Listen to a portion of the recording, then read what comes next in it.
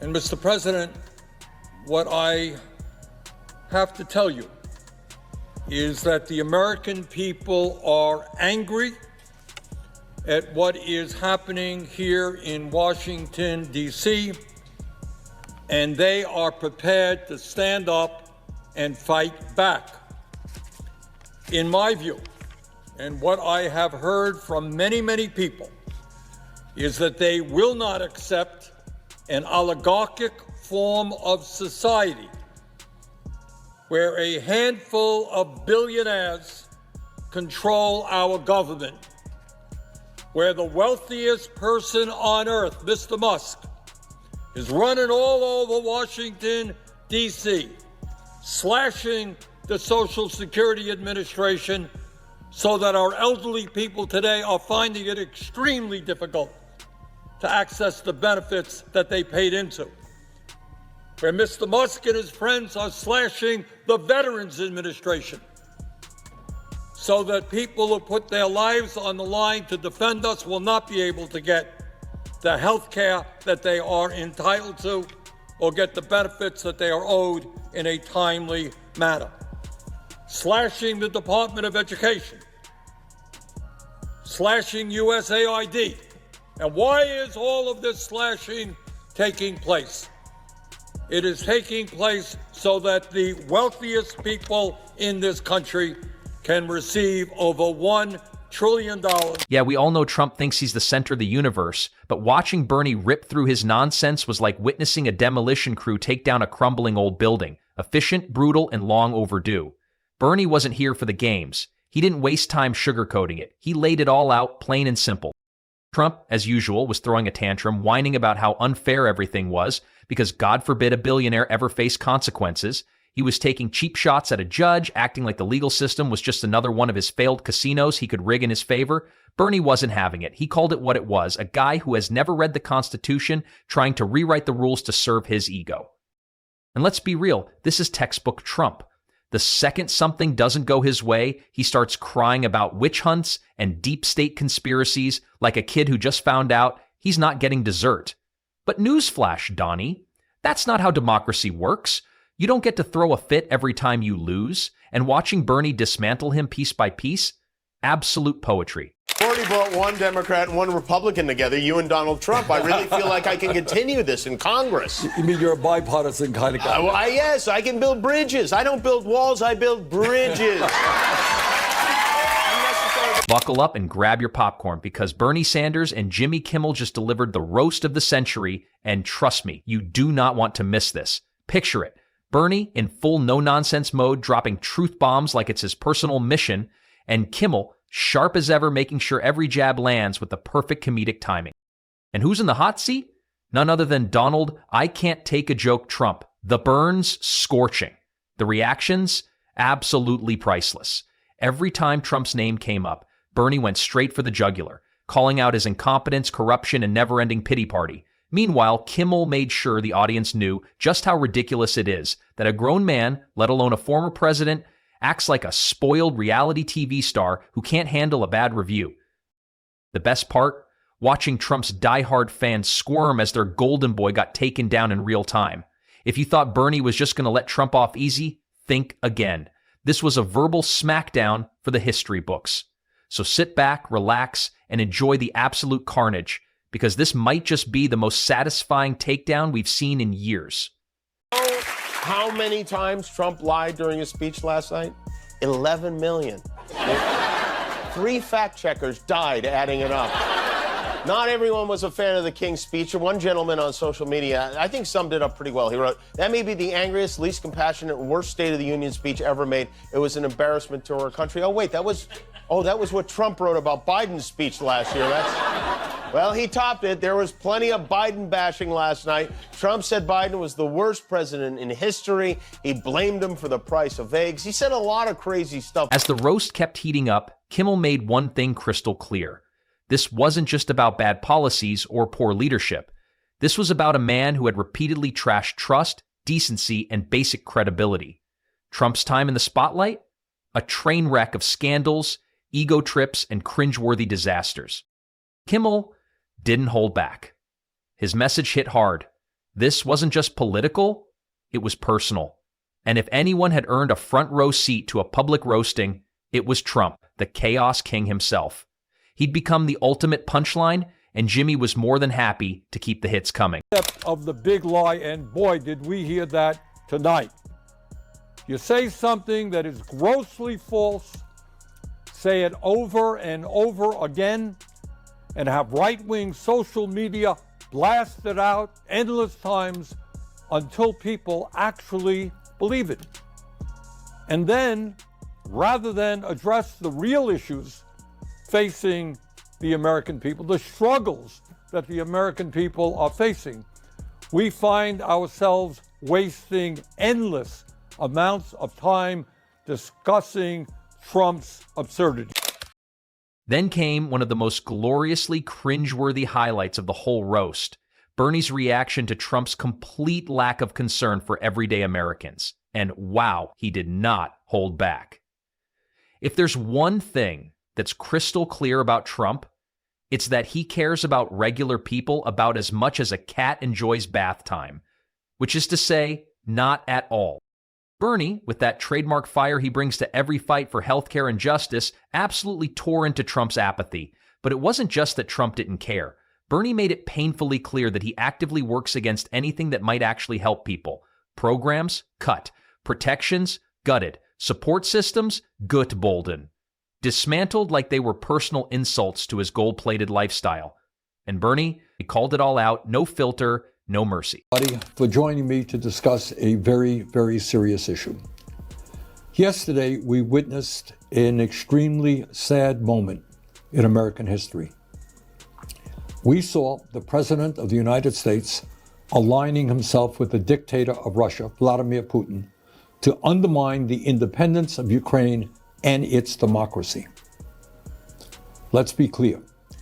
Trump is showing us that he sees one of the world's most brutal dictators as his friend and our longtime democratic allies in Europe as his enemies. He wants a world that is safe for authoritarians and oligarchs, but extremely dangerous. But it wasn't just about Trump's shady backroom diplomacy or his laughable bromances with authoritarian leaders. Oh no, Bernie was far from finished. He zoomed right in on the core of what Trumpism really represents: the slow, greedy transformation of America into a full-blown oligarchy. While Trump's been busy cutting deals with billionaires behind closed doors, clinking champagne glasses at Mar-a-Lago, and trading public interest for private gain, Bernie's been out here pulling back the curtain. He said it plain and raw. Trump isn't just playing president. He's running the country like it's one of his failing casinos, rigged for the House and emptying everyone else's pockets. Bernie didn't sugarcoat it either. He painted Trump as the walking, talking embodiment of what happens when you drop a billionaire into the White House, hand him a golden spoon, and let him gorge himself on the very people he promised to fight for. Tax breaks for the rich? Check. Corporate welfare? Check. Systematic sabotage of programs that help the poor, the working class, and the vulnerable? Triple check.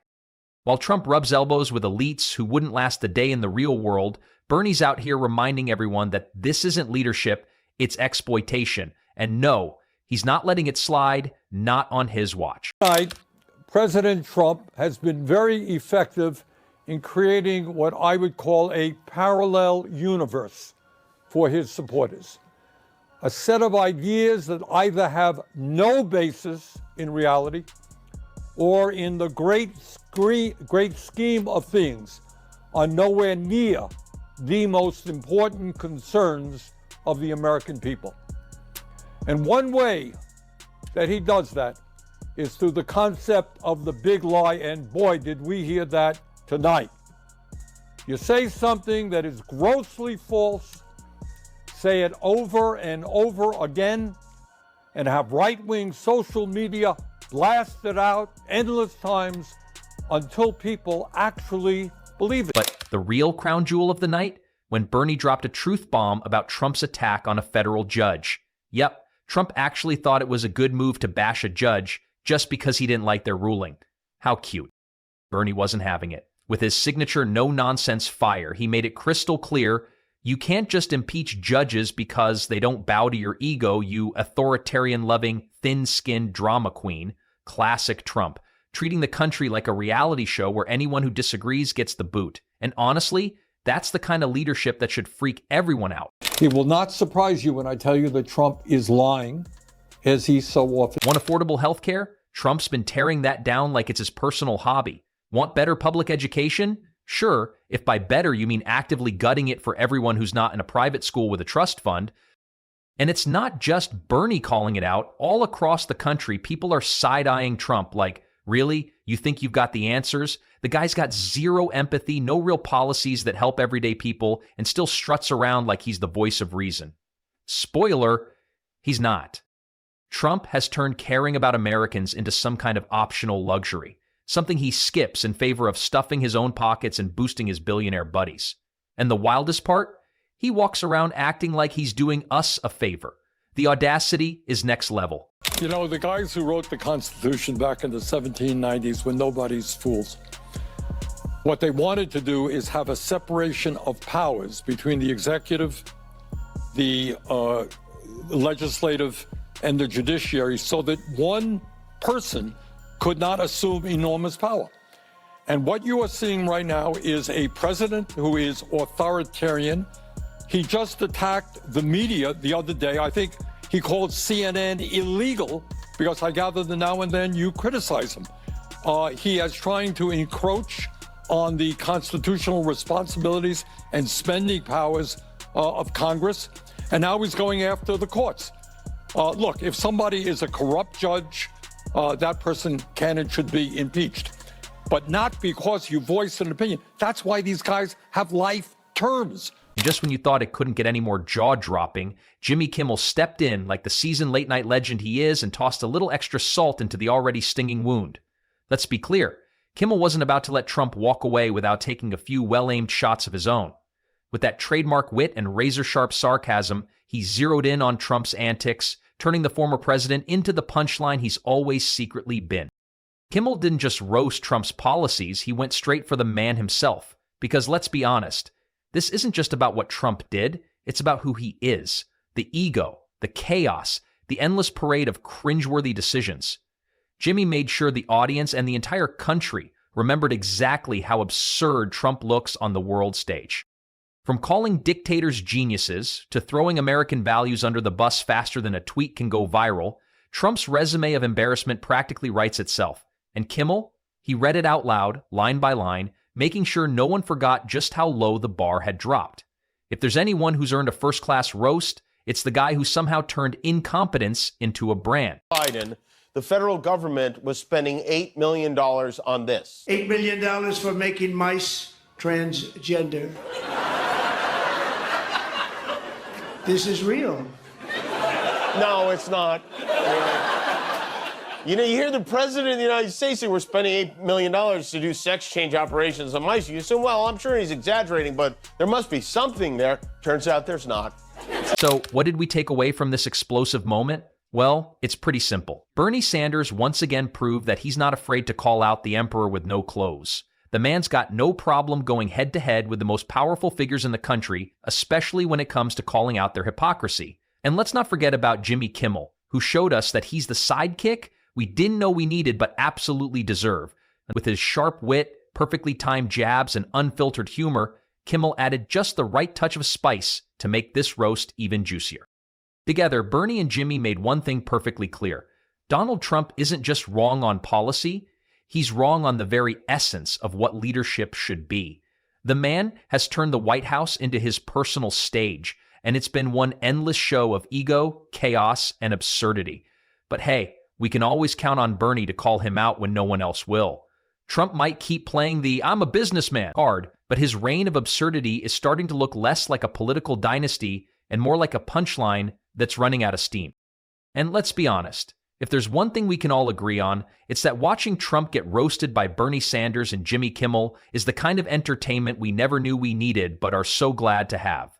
It's pure, unfiltered comedy gold, and honestly, it's about time we've had a front row seat to the chaos. If you want more of this deliciously entertaining content, don't forget to hit that subscribe button. Stay tuned for more laughs, political burns, and all the wild takes you can handle. Trust me, you won't want to miss what's coming next.